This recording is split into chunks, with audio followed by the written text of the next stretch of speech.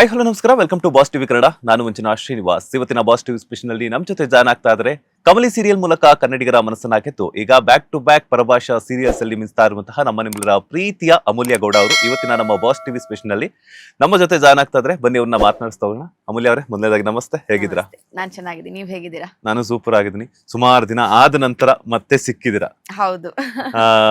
ಕಮಲಿ ಅಂತ ಕರೀಲಾ, ಅಮೂಲ್ಯ ಅಂತ ಕರೀಲಾ, ಗೌರಿ ಅಂತ ಕರೀಲಾ ಗೊತ್ತಾಗ್ತಿಲ್ಲ. ಏನ್ ಕರೆದ್ರು ಪರವಾಗಿಲ್ಲ, ಎಲ್ಲಾನು ನನ್ಗೆ ಇಷ್ಟವಾದ ನೇಮೆ. ಓಕೆ, ಸೊ ಹೆಂಗಿದೆ ಲೈಫ್ ಎಲ್ಲ? ಲೈಫ್ ಚೆನ್ನಾಗಿದೆ. ಈಗ ಸದ್ಯಕ್ಕೆ ಗೌರಿ ಮುಗಿದ್ಮೇಲೆ ತೆಲುಗು ಒಂದು ಪ್ರಾಜೆಕ್ಟ್ ಮಾಡ್ತಾ ಇದೀನಿ, ಚೆನ್ನಾಗಿ ನಡೀತಾ ಇದೆ. ಓಕೆ, ಕಮಲಿ ಸೀರಿಯಲ್ ಮೂಲಕ ಕನ್ನಡ ಕಿರುತೆರೆಗೆ ಎಂಟ್ರಿ ಕೊಡ್ತೀರಾ, ಸಾಕಷ್ಟು ಕನ್ನಡಿಗರ ಪ್ರೀತಿಯನ್ನ ಗಳಿಸ್ತೀರಾ. ಸೊ ಈಗ back to back Telugu serials ಅಲ್ಲಿ ಕೂಡ ಮಿಂಚ್ತಾ ಇದ್ದೀರಾ. ಹೆಂಗ್ ಅನ್ನಿಸ್ತಿದೆ ಲೈಫ್ ಎಲ್ಲ ಅಂತ? ಅಂದ್ರೆ ಖುಷಿ ಆಗ್ತಿದೆ, ಅಂದ್ರೆ ಏನು ಕಷ್ಟ ಆಗದೆ. ಈಗ ತುಂಬಾ ಜನಕ್ಕಾಗತ್ತೆ, ಒಂದ್ ಪ್ರಾಜೆಕ್ಟ್ ಆದ್ಮೇಲೆ ಗ್ಯಾಪ್ ಆಗತ್ತೆ, ಇನ್ನೊಂದು ಪ್ರಾಬ್ಲಮ್ಸ್ ಆಗತ್ತೆ. ಬಟ್ ಆತರ ಏನು ಇಲ್ದೆ ಒಂದ್ ಪ್ರಾಜೆಕ್ಟ್ ಆದ್ಮೇಲೆ ಒಂದ್ ಪ್ರಾಜೆಕ್ಟ್ ದೇವ್ರ ದಯೆಯಿಂದ ಸಿಗ್ತಾ ಇದೆ ಅಂಡ್ ಚೆನ್ನಾಗ್ ಆಗ್ತಿದೆ. ಯಾವ ಪ್ರಾಜೆಕ್ಟ್ ಮಾಡಿದ್ರು ಚೆನ್ನಾಗ್ ಆಗ್ತಾ ಇದೆ. ಇವಾಗ ತೆಲುಗೋಲ್ ಆಗಿರ್ಬೋದು, ಇವನ್ ಶ್ರೀಗೌರಿ ಆಗಿರ್ಬೋದು, ಚೆನ್ನಾಗಿ ಅಂದ್ರೆ ಲೈಕ್ ತುಂಬಾ ಜನ ಹೇಳಿದ್ರು ಚೆನ್ನಾಗ್ ಬಂತು ಅಂತ. ಸೊ ಖುಷಿ ಅಂತೂ ಇದೆ. ಏನಕ್ಕೋಸ್ಕರ ಕಮಲಿ ಅವರು ಆಕ್ಟಿಂಗ್ ಫೀಲ್ಡ್ ನ ಚೂಸ್ ಮಾಡಿದ್ರು ಅಂತ? ತುಂಬಾ ಕಡೆ ಹೇಳ್ಬಿಟ್ಟಿದೀನಿ ಆಲ್ರೆಡಿ. ಸೊ ಅಗೇನ್ ಚೂಸ್ ಅಂತೂ ನಾನ್ ಮಾಡ್ಕೊಂಡ್ ಬರ್ಲಿಲ್ಲ. ಅಂದ್ರೆ ನಾನ್ ಬರ್ಬೇಕು, ಓಕೆ ನಂಗೆ ಫಸ್ಟ್ ಇಂದ ಆಕ್ಟಿಂಗ್ ಮಾಡ್ಬೇಕು ಅನ್ನೋ ಯಾವ್ದೇ ತರ ಆಸೆ ಇರ್ಲಿಲ್ಲ. ಕಾಲೇಜ್ ಮಾಡ್ತಿದ್ದೆ, ಯಾರ್ದೋ ನನ್ನ ಫ್ಯಾಮಿಲಿ ಫ್ರೆಂಡ್ ಕಡೆಯಿಂದ ಸೀರಿಯಲ್ ಮಾಡ್ಬೋದಾ, ಅದು ಎಲ್ರು ಹೇಳ್ತಾರೆ ಕಮಲಿ ಫಸ್ಟ್ ಅಂತ. ಕಮಲಿ ಫಸ್ಟ್ ಅಲ್ಲ, ಆಕ್ಚುಲಿ ಉದಯದಲ್ಲಿ ಶ್ರೀನಾಥ್ ಸರ್ದ ಒಂದ್ ಸೀರಿಯಲ್ ಬರ್ತಿತ್ತು, ಅನುರಾಗ ಸಂಗಮ ಅಂತ. ಅದ್ರಲ್ಲಿ ಅವ್ರ ಮಗಳು ಪಾತ್ರಕ್ಕೆ ಕೇಳಿದ್ರು ಮಾಡ್ತೀಯಾ ಅಂತ ಅಂದ್ಬಿಟ್ಟು. ನಾನು ಇನ್ನೇನ್ ಕಾಲೇಜ್ಗೆ ಹೋಗ್ತಿದ್ದೆ. ಸೊ ಓಕೆ ಏನ್ ಮಾಡೋಣ ಬಿಡು ಫ್ರೀ ಟೈಮ್ ಅಲ್ಲಿ ಅಂತ ಅಂದ್ಬಿಟ್ಟು ಮಾಡ್ತೀನಿ ಅಂತ ಹೋಗಿ ಜಾಯ್ನ್ ಆದೆ. ಅದಾದ್ಮೇಲೆ ಅಲ್ಲಿಂದ ಒಂದೊಂದೇ ಸ್ಟಾರ್ಟ್ ಆಯ್ತು. ಎಂಡ್ ಎಲ್ಲೂ ಸಿಗ್ಲೇ ಇಲ್ಲ. ಕೊನೆಗೆ ಎಜುಕೇಶನ್ ಅಲ್ಲಿಗೆ ಸ್ಟಾಪ್ ಮಾಡಿದೆ. ಇದು ಕಂಟಿನ್ಯೂ ಆಗ್ತಿದೆ ಅಷ್ಟೇ. ಓಕೆ, ಹೆಂಗಿತ್ತು ಮೇಡಮ್ ಸೀರಿಯಲ್ಸ್ ಅಲ್ಲಿ? ಫಸ್ಟ್ ಸೀರಿಯಲ್ ನಲ್ಲೇನೆ ಪ್ರಣಯ್ ರಾಜ ಶ್ರೀನಾಥ್ ಅವರ ಮಗಳಾಗಿ ಆಕ್ಟ್ ಮಾಡಿರುವಂತದ್ದು. ಅಂದ್ರೆ ಒಂದ್ ಕಡೆ ಖುಷಿ ಇತ್ತು. ಓಕೆ, ಅಂದ್ರೆ ಯಾವತ್ತು ಆನ್ ಸ್ಕ್ರೀನ್ ಅಲ್ಲಿ ನೋಡ್ತಿದ್ದವ್ರನ್ನ ನಾವು ಆಫ್ ಸ್ಕ್ರೀನ್ ನಾವ್ ಎಲ್ಲೂ ಮೀಟ್ ಮಾಡಿರಲ್ಲ, ಏನು ಇರಲ್ಲ.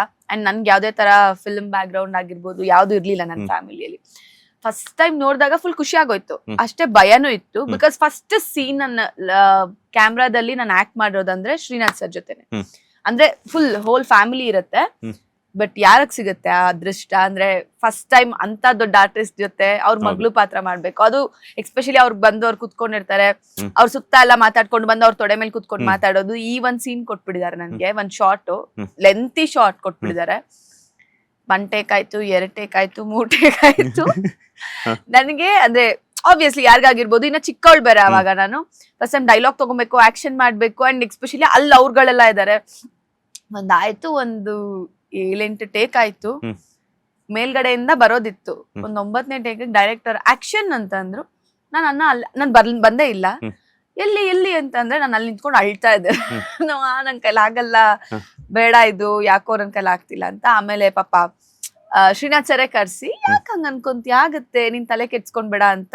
ನನ್ಗೆ ಫಸ್ಟ್ ಅಂದ್ರೆ ಒಂದು ಸ್ವೀಟ್ ಮೆಮೊರಿ ಅಂತ ಏನಾದ್ರು ಇದ್ರೆ ಇಂಡಸ್ಟ್ರಿದು ಫಸ್ಟ್ ಶಾಟ್ ಅದೇ. ಅವ್ರು ಬಂದು ನನ್ನ ಕರೆದು ಇಟ್ಸ್ ಓಕೆ ಆಗತ್ತೆ, ಯಾಕೆ ತಲೆ ಕೆಡ್ಸ್ಕೊಂತೀಯ, ಮಾಡು ಪುಟ್ಟ ಅಂತೆಲ್ಲ ಹೇಳಿ ಆಮೇಲೆ ನೆಕ್ಸ್ಟ್ ಓಕೆ ಆಯ್ತು ಆ ಶಾಟ್.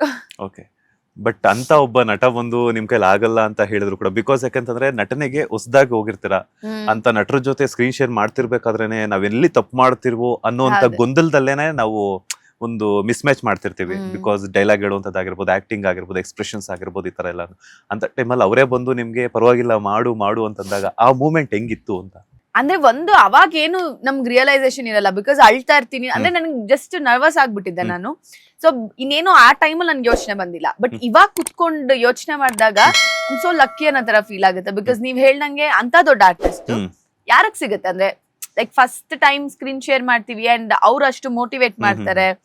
ಸೊ ಅವಾಗ್ಲಿಗಿಂತ ಇವಾಗ ಅದನ್ನ ನೆನ್ಸ್ಕೊಂಡಾಗ ಖುಷಿ ಆಗುತ್ತೆ. ಲೇಟೆಸ್ಟ್ ಹಾಗೂ ಇಂಟ್ರೆಸ್ಟಿಂಗ್ ಸುದ್ದಿಗಳಿಗಾಗಿ ಬಾಸ್ ಟಿವಿ ಕನ್ನಡ ಚಾನೆಲ್ನ ಸಬ್ಸ್ಕ್ರೈಬ್ ಮಾಡಿ, ಹಾಗೆಯೇ ಬೆಲ್ ಐಕಾನ್ ಪ್ರೆಸ್ ಮಾಡಿ. ಇದರ ಜೊತೆಗೆ ಫೇಸ್ಬುಕ್, ಇನ್ಸ್ಟಾಗ್ರಾಮ್, ಎಕ್ಸ್ ನಲ್ಲೂ ಮಿಸ್ ಮಾಡದೆ ಫಾಲೋ ಮಾಡಿ.